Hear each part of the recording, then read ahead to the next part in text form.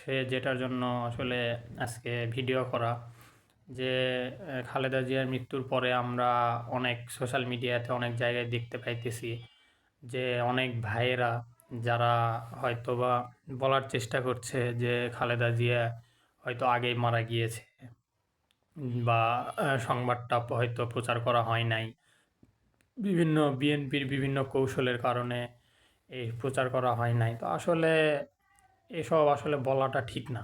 আমার ব্যক্তিগত যেটা মতামত যে যে ভাই বা যারা এইসব সোশ্যাল মিডিয়াতে বলার চেষ্টা করছেন বা এইসব মন্তব্য করছেন তাদের প্রতি আমার বিশেষভাবে অনুরোধ থাকবে যে দয়া করে আপনারা এসব মন্তব্য করা থেকে বিরত থাকুন। কারণ আসলে এইসব মন্তব্য করে বিভ্রান্তি সৃষ্টি করা আসলে উচিত নয়। কারণ আমার যেটা ব্যক্তিগতভাবে মনে হয় যে কোনো ছেলেই তার মায়ের মৃত্যু নিয়ে আসলে হয়তোবা কখনো রাজনীতি চাইলেও করতে পারবেন না। মা মারা গেলে তার মৃত্যুকে নিয়ে রাজনীতি করা এটা আসলে আমার বিবেকে বাধা দেয়। আমার কাছে মনে হয় এটা সম্ভব না। এজন্য যারা এরকম মন্তব্য করছেন বা প্রশ্ন তোলার চেষ্টা করছেন যে বেগম খালেদা জিয়া হয়তো আগেই মারা গিয়েছে, বাট এখন সেটা সংবাদ প্রকাশ করা হয়েছে, আসলে আমরা এইসব কথাবার্তা বলা থেকে বিরত থাকাটাই ভালো। যেহেতু তিনি মারা গিয়েছে, তো আসলে তার জন্য আল্লাহর কাছে দোয়া করাটাই ভালো। দল মত নির্বিশেষে সকলেরই উচিত যে যে মারা গিয়েছে তাকে নিয়ে আসলে বিতর্কিত মন্তব্য না করা। দলমত নির্বিশেষে আসলে আমরা মানবিক হওয়ার চেষ্টা করি। কারণ উনি হয়তো দলের চেয়ারপারসন ছিল, কোনো দলের চেয়ারপারসন ছিল, তার মানুষ হিসেবে অনেক ভুল ত্রুটি হয়তো ছিল। সমালোচনার ঊর্ধ্বে কেউই নয়। সকলেরই সকলেরই ভুল ত্রুটি থাকে। তো সেই ক্ষেত্রে উনি রাজনীতি করেছেন, ওনার রাজনৈতিক ক্যারিয়ারে যা ভুল ত্রুটি ছিল, সমালোচনা হয়েছে, সেগুলো নিয়ে আসলে এখন উনি মৃত্যুবরণ করেছেন, এসব প্রশ্ন উঠানোটা আসলে উচিত না।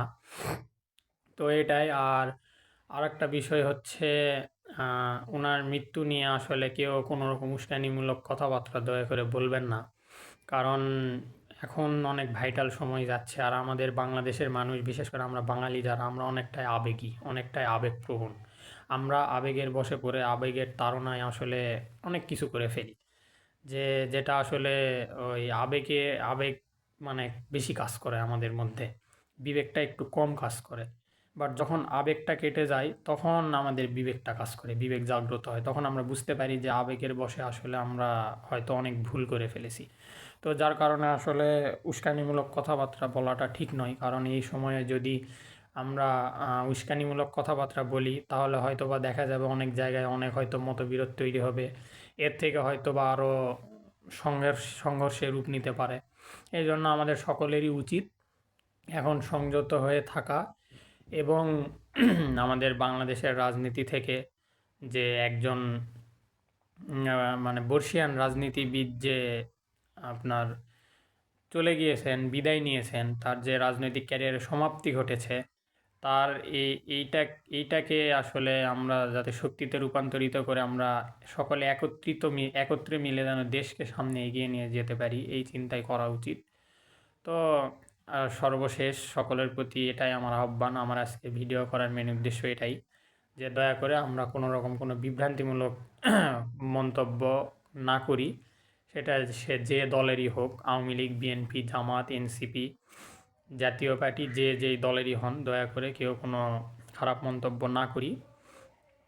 তাই এতটুকুই প্রিয় দর্শক। আর আগামীকাল ইনশাল্লাহ আপনার হচ্ছে বিএনপির যে বেগম খালেদা জিয়ার অনুপস্থিতিতে, ওনার মৃত্যু পরবর্তীতে বিএনপি আগামীতে বাংলাদেশের নির্বাচনের ক্ষেত্রে এবং রাজনীতিতে কী রকম সংকটের মুখে পড়তে পারে এবং খালেদা জিয়ার মৃত্যু পরবর্তী বাংলাদেশের জাতীয় রাজনীতি কী ধরনের সংকটের সম্মুখীন হইতে পারে, এই বিষয় নিয়ে একটি গুরুত্বপূর্ণ ভিডিও আগামীকাল ইনশাল্লাহ আপনাদের সামনে নিয়ে আসব।